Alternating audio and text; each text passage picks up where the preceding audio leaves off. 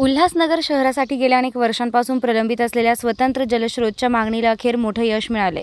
आमदार कुमार आयलानी यांनी 2024 पासून सातत्यानं लावून धरलेल्या महत्त्वाच्या मागणीला राज्य सरकारनं मंजुरी दिली आहे. यांच्या विशेष सहकार्य आणि अथक पाठपुराव्यामुळे महाराष्ट्र शासनाच्या नगर विकास विभागानं 211.6 कोटी रुपयांच्या या महत्त्वाकांक्षी प्रकल्पाला मान्यता दिली आहे. हा प्रकल्प पूर्ण झाल्यानंतर उल्हासनगरला पहिल्यांदाच स्वतःचा जलस्रोत मिळणार आहे. त्यामुळे शहरवासियांना नियमित, पुरेसे आणि शुद्ध पिण्याचे पाणी उपलब्ध होणार आहे.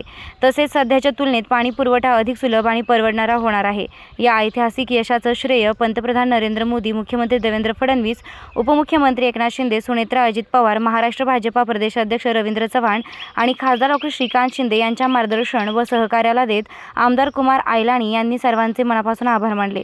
ते म्हणाले, आतापर्यंत उल्हासनगर महानगरपालिकेला शहरासाठी MIDCकडून पाणी विकत घ्यावे लागत होते. त्यामुळे केवळ आर्थिक भारच वाढत नव्हता, तर नागरिकांना पुरेसा पाणी पुरवठाही होत नव्हता. स्वतंत्र जलस्रोत विकसित झाल्यावर शहराला गरजेनुसार भरपूर पाणी मिळेल आणि महापालिकेची आर्थिक बचतही होईल. ही बचत भविष्यात शहराच्या विकास कामांना नवी गती देण्यात महत्त्वाची भूमिका बजावेल. आमदार आयलानी पुढे म्हणाले, या प्रकल्पामुळे पाणीपट्टीमध्ये अनावश्यक वाढ होणार नाही. वाढत्या लोकसंख्येच्या गरजेनुसार पुरेसे उपलब्ध पाणी राहील आणि शहराच्या पाणी समस्येवर कायमस्वरूपी तोडगा निघेल.